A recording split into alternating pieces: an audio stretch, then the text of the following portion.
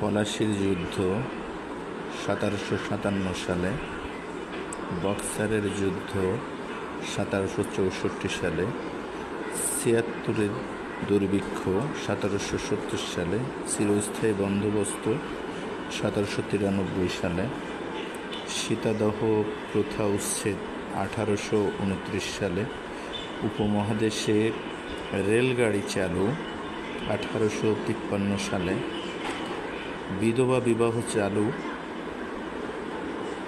1856 সালে, সিপাহী বিদ্রোহ 1857 সালে, উপমহাদেশে পুলিশ প্রথা চালু 1861 সালে, বঙ্গভঙ্গ 1905 সালে, বঙ্গভঙ্গ রদ 1911 সালে। ধন্যবাদ সবাইকে। আসসালামু আলাইকুম।